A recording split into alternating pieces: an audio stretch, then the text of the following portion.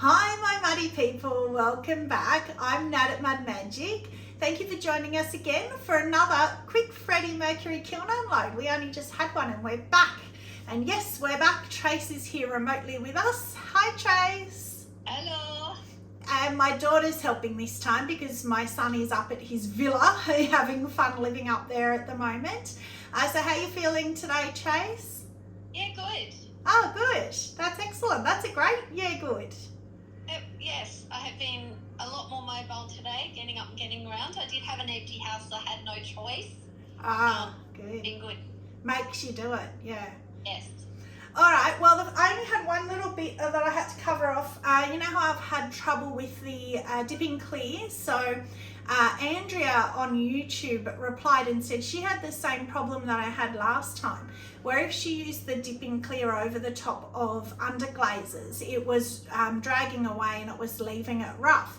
And the rest of it was smooth, which is what I was having. So she said how she got around that was she underglazed on greenware, bisked it, and then did the dipping clear, and that fixed the problem. So I replied back to her and said, well, yes, but I don't like painting on greenware on mugs because of handles and I panic and all that. So she said you can bisque, paint on it, and then re-bisque it, and then dip and clear it. So I thought I'll pass that on if anyone else is having the same problem. So we have a bit of an unusual kiln today. We have a half shelf, and I finally got the courage up to work out how to reprogram Freddie. So I put him up only 2 degrees. I want to try and get to a cone 5.5. As you know, I've had a perfect 5 for months now, which is beautiful. So I only put it up 2 degrees because between a 5 and a 6 is only 20-degree difference, which is so weird when you're talking about such high temperatures. So I thought I'll just do it slowly because I don't want to blow it out and have a 7 and have everything like burnt. So we shall see. And I've got a half shelf, which also Freddie in the past has not liked. So I'm going to need my gloves. I've had a sneaky peek, of course, and I let Trace have a sneaky peek this time. It was nice to me this time. I thought I should. It's a bit, I can't not let her every single time. So some pretty looking things straight up. So we have got a hot 5 because you can just see the 6 going. I don't know if that's wishful thinking, but I feel like I can just see the 6 going. I'm claiming that anyway. And as you know, my top shelf is generally cooler. However, it has got a half shelf, so there's a lot of elements showing, so I'm not too hopeful with that. So I'll get out what I believe is the boring one first, and the reason I have a half shelf is because this is so tall. So why is that boring? Oh my god.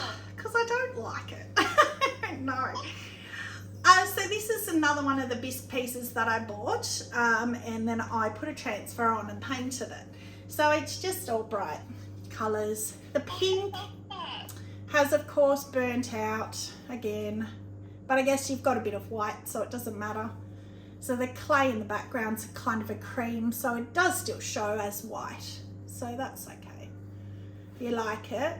Yeah, I love it. What I like the most about it is the fact that the black transfer still shows through most of it. So I did not repaint that in black, and you couldn't see those lines after I had gone over it. So for the most part, it's still showing through, which is great because you don't have to redo it. I'm not even putting that up top, even though Trace likes it. Oh gosh, it looks unstable. Even though Trace likes it, I'm not putting it up the top. Table, or we'll hear a crash. Oh, I know, and it is also like kind of wobbling, and if I hit the table. So I like living on the edge.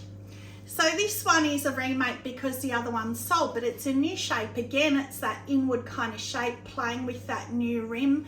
The cat one, just to report back, I drank out of it with this kind of shaped rim and I didn't really like it. So I probably won't do it again.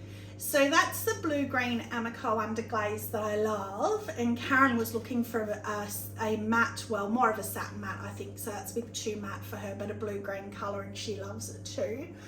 But I did the inside in it, and the inside is, of course, not thinking, quite rough. So, I mean, mainly your lip touches the outside, so hopefully that will be okay. But I put one of the little thumb, little doobies on there because it makes it nice to hold. But I am learning, still not too happy with it, but what I did, because I've done this before and it's sold. So this is blue-green underglaze, obsidian all over this top part, indigo float over that, smoky mellow over that, and then seaweed over that. So when I did it last time, I said I didn't like the seaweed at the bottom where it had pooled and it went a real sickly green. So I only did the seaweed in the middle, and I love that part of it. Much better. Yeah, but now you've got the smoky mellow at the bottom all by itself. Don't mind it. It's better than the seaweed, that sickly green we got from the seaweed, and you've got the purple at the shop, so it kind of matches. Yeah. So yeah, don't mind it. But the seaweed is, that's probably the first time I would say I have seen seaweed and actually can say I like seaweed.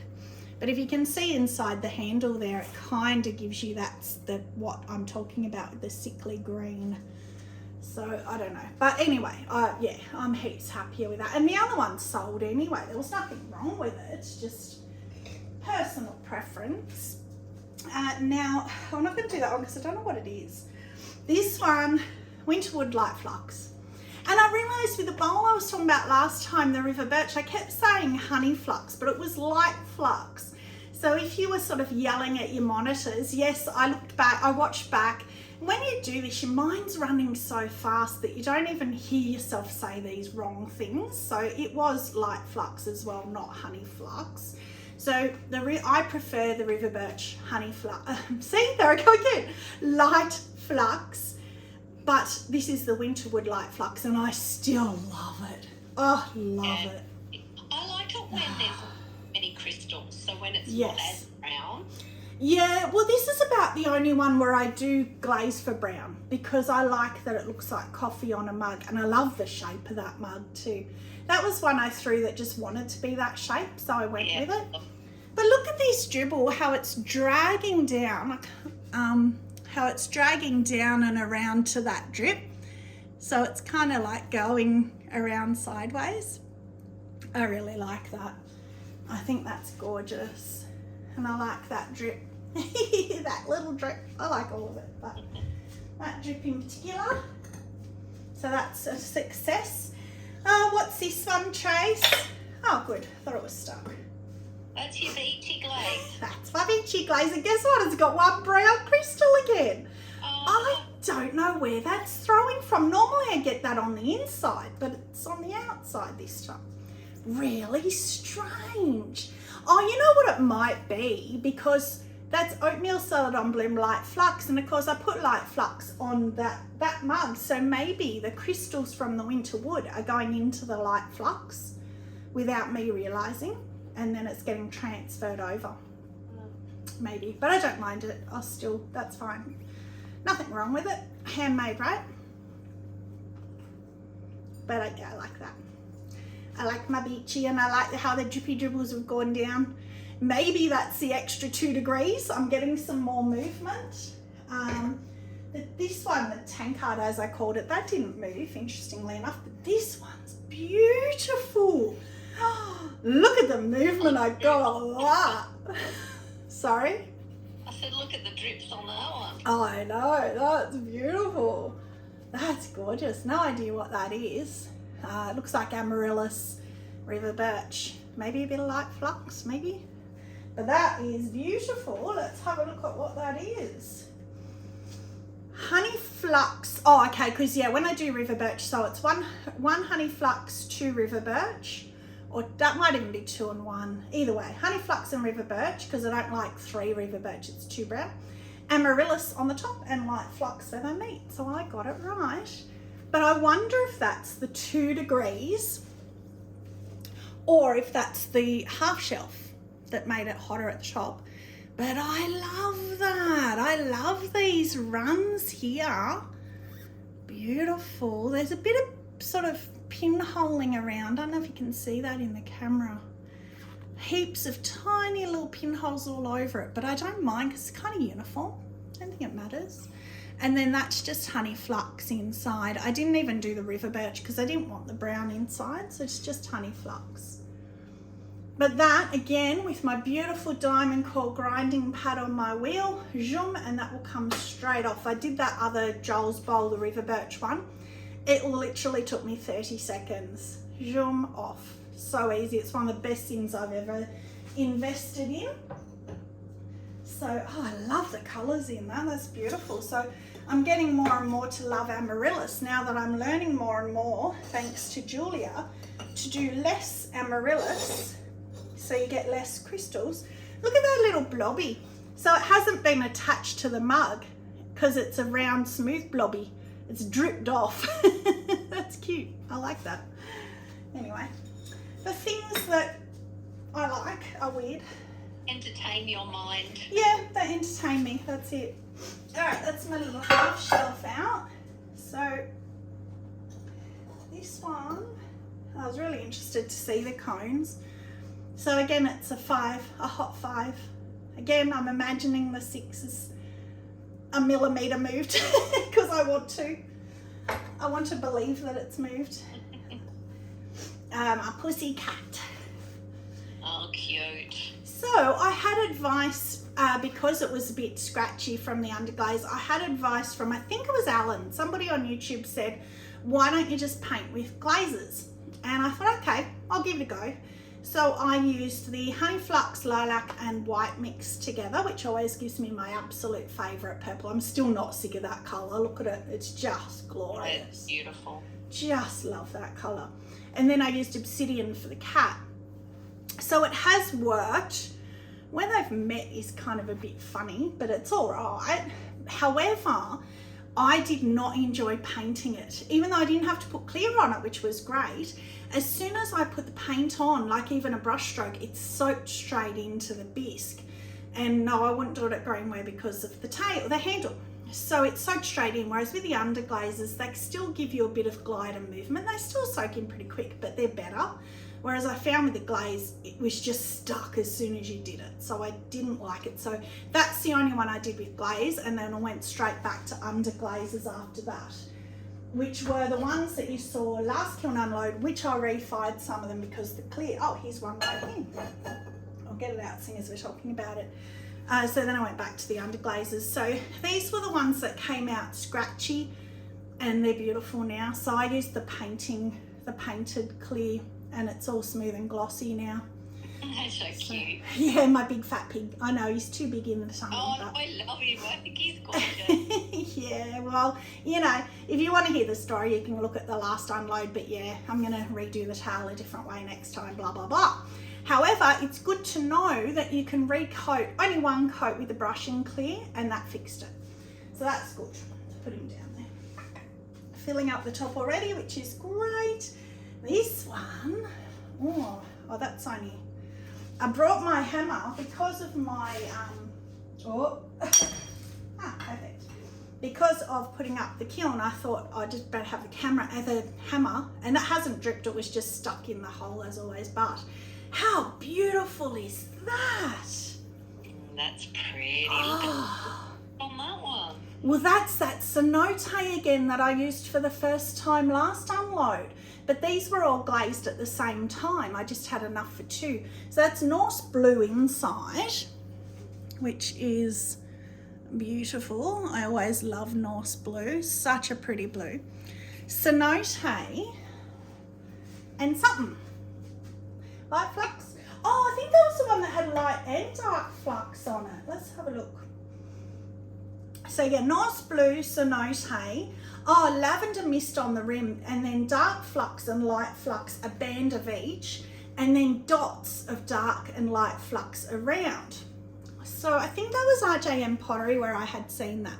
So you can see a tiny bit of purple from the lavender mist kind of blending in. And I never know what to do with dark flux. I have a bottle of it I've had forever. Don't like it on its own, but I love that. Yeah, that's pretty. Yeah. So if anybody has any suggestions of combos with dark flux, please comment. I know you can't put photos, it's annoying, but comment. Look at that droopy. Look at how close it got without going off the bottom. How lucky is that? Right down. But that's gorgeous. I love that. I'm always looking for more bluey, greeny kind of combos, and that's gorgeous. So remember the bowl where I did the butterflies and I wasn't happy because I forgot to put clear on it? Well, I refired it with clear, and oh, that's much better. So again, Alan said to me, don't do it, it's gonna run. If you refire, it's gonna run, which is what I was scared of. But I really wanted clear on it, so I thought, you know, I'm just gonna do it. He suggested putting it through bisque instead, but I didn't have a low fire clear. And I wasn't gonna go and buy a bottle just for this, so I'm really glad. So it has moved the tiniest little bit, which I like. They hadn't moved at all, and I had these really strict lines, and I like that I've now got a couple of little dookies.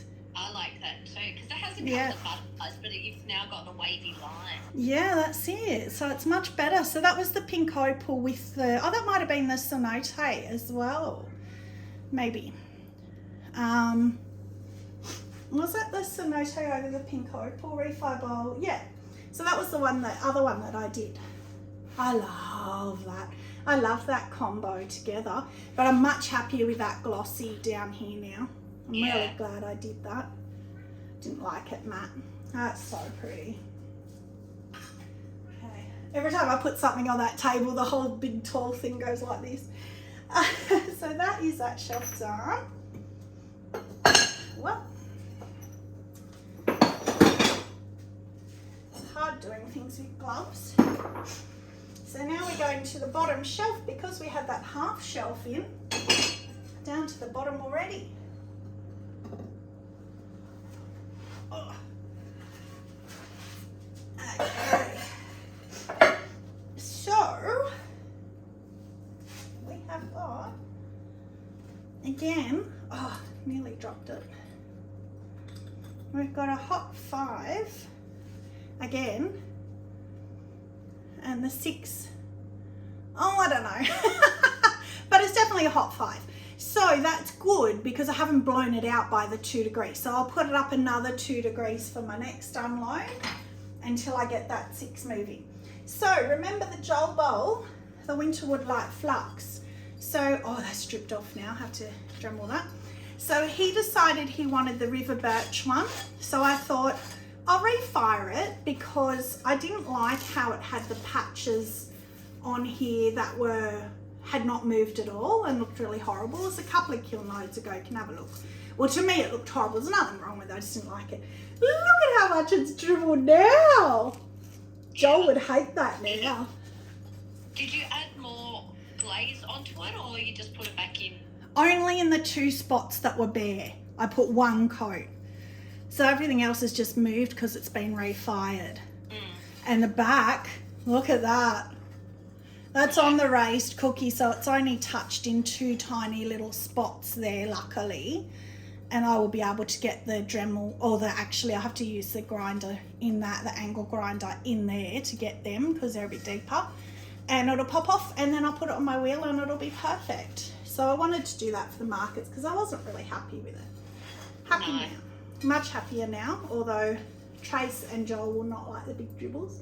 I really don't mind. I like the dribbles on the inside, maybe not the outside because they're a bit too brown. Yeah, they're very brown. But I think better than it was. Still not perfect, but better. Perfect to me is how it is on this one. First firing, if you get it right and don't have to refire it. Yeah. I just love that. So it's less brown and it's less runs. So that, to me, that's perfect for me.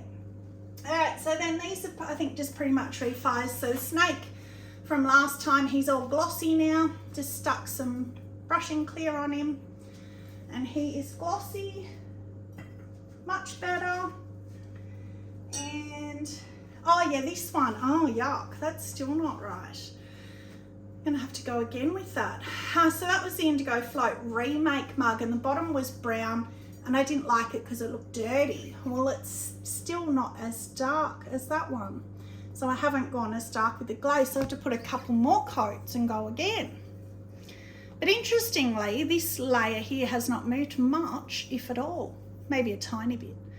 But on the refire, I thought it was gonna have zoomed right off, and it hasn't. So I will go again with that couple more coats and we should be right.